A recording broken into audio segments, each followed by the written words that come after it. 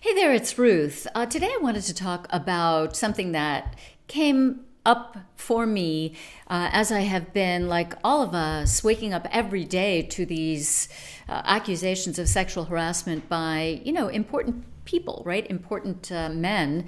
And one of the things that has come up for me is that the way that we greet each other in professional settings has become actually very confusing. And it never really occurred to me to tease out some of the issues before until today. But I'd like to do that because I think some of the ways that we behave, and I am talking about behaviors that are unintentional, maybe even clueless, just not really well thought out, or just sort of done because they have always been done that way, but that don't serve anybody very well, right? And they don't serve the women well. As a result, they don't serve the men or the business well. So I'm going to refer to my notes, as I always do. And I wanted to keep myself from going off the rails, because this is something that I could certainly talk about. I mean, like every woman I have ever met and certainly spoken to over these past several weeks and months, I've been confronted many a time by somebody who is simply, putting his hands on me or whispering unwelcome sweet nothings in my ear, uninvited. So here we go. I wanted to put it into three different categories, and I am dying to hear your reaction to it. I'd love to know how you handle some of these situations, because I want to be honest, I don't have the answers. I don't have the answers at all. This is a moving target, is something that is evolving. But as a communications expert, I want to look at it from a point of view of what are we communicating? So let's talk about the three areas. The first area is greeting someone new. We're going to limit it to business greetings, okay? You meet somebody new for the first time, right? In this situation, at least, and by the way, I'm also limiting it to the US business culture, right? It's very different elsewhere, and you got to look into that if you're going to work in other cultures. But I'm talking about the US business communication culture. So what generally happens, of course, you meet somebody new in a professional environment and you shake hands with that person, right? But even so, there is a right and wrong way to shake hands. So as we watch men shake hands, they always give each other a very full handshake. The other hand, the hand of the person they're talking with, the webs between their thumb and their forefingers meet. They give a little squeeze, or maybe they give a hard squeeze, depending on if they're trying to show, masterfulness or something. They'll give a squeeze, and they'll look into your eyes, and they'll say nice to meet you or make other pleasantries. Okay, that's fine. Now, many people will also shake women's hands that way. But unfortunately, too often, what I found is that there are men who will give me what I call the dainty handshake. So they won't grab my full hand, they'll just kind of get it by the fingertips here, right? So there'll be this little dainty handshake. And to me, that shows a level of disrespect. I've talked to men about it. They say, well, we don't want to hurt you. And it's like, oh, please, just give me a break. Just shake my hand like you would shake a man's hand. By the way, women do this to each other, and that to me just means they haven't been taught very well. But when you are shaking hands with somebody, make sure it's the full handshake, that you look into that person's eyes, and that you then make some small talk, some engaging talk. That goes a long way.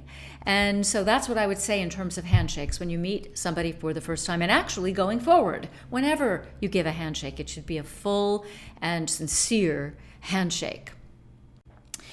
The second category, or the second environment, is when you're greeting somebody that you have affection for, somebody you might know from work, and you have affection for that person. You've worked with them over the course of time, and you haven't seen them in a while, and you're reuniting after a while. So, men who feel affection toward other men will generally, again, walk in, give their male counterpart a good firm handshake. Maybe they'll slap them on the back, or they'll pat them on the arm, or something like that. But what men and women will often do is they will hug and kiss, right? You might give a handshake, or there might be that awkward moment where you put your hand out, but somebody wants to actually hug you, and you get a kiss on the cheek, and it's brief, but it's still a hug and a kiss, right? It's still a hug and a kiss. And so I think it's risky for women to allow that. And, as I said, frequently women initiate it, and I think partly that's because it's always been this way. It's always been this way. But I have come to believe it's risky, as I said a moment ago, and the perceptions that it engenders, even if they're unintentional or they're unconscious. And those perceptions are that the woman is weaker. The woman is, somebody who will accept this kind of closer physical or what we call intimate contact. And it puts a woman in a position where the communication partner, or even those who are watching it, might think she's up for something more. They just might think that. So very important to be mindful of that. I'd like to see this change to the way men greet each other. So I'm telling myself this as much as I am telling you. If you've done something one way for a long time, it can get kind of icky to try and change it, but I'm going to try to change it.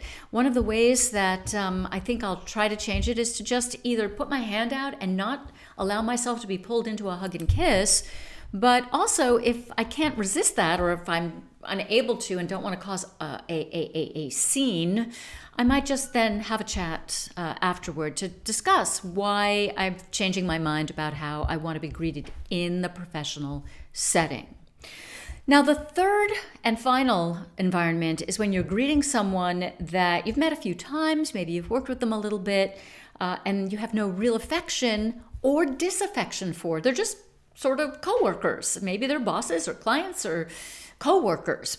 All right, so this is the one that I think is the most difficult, and it may result in some weirdness that frankly no one needs, right? Like life and work is weird enough, and relationships, weird enough. And so it's much easier, frankly, to acquiesce, right? For someone who pulls you in for a hug and kiss than it is to, like I said earlier, push them away or turn your cheek or, make it seem all weird and icky.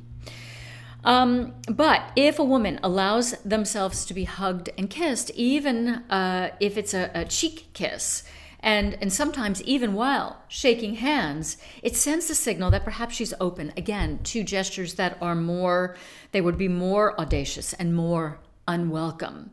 So, again, I'm telling myself this as much as I am trying to open a discussion with you. So what do you do?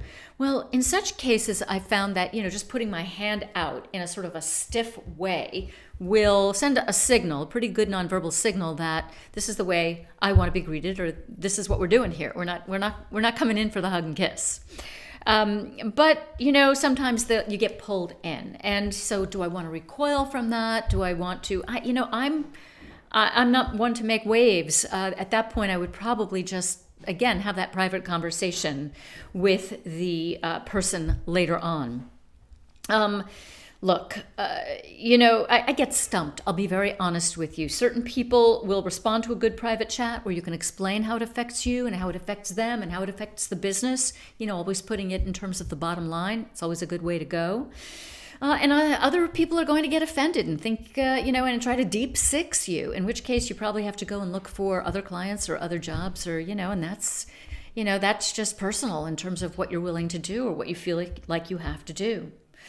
I'm not even going to the place where the guy's the harasser. I'm not going there. We're not talking about this because I don't like that. I mean, obviously I don't like it, but I wanted to stick to things that are very common and that I think we have to change in order to see long range and long-term results that are positive. My only goal here is to make sure that women are valued for their professional expertise and not have it discounted by traditions meant to preserve the status quo. I would love to hear what you have to say about it. I'm curious about different generations. I'm a boomer. What do Gen Xers and millennials think about this? How do they react? How do they handle it? How do other boomers handle it? I'm very open. Put your comments in the comments section and we'll have a discussion. And by the way, if we don't talk before the end of the year, I hope you have a great holiday season and a wonderful new year. I hope next year, 2018, brings you everything that you wish for. Thanks for watching, and I will see you soon. Okay, bye-bye.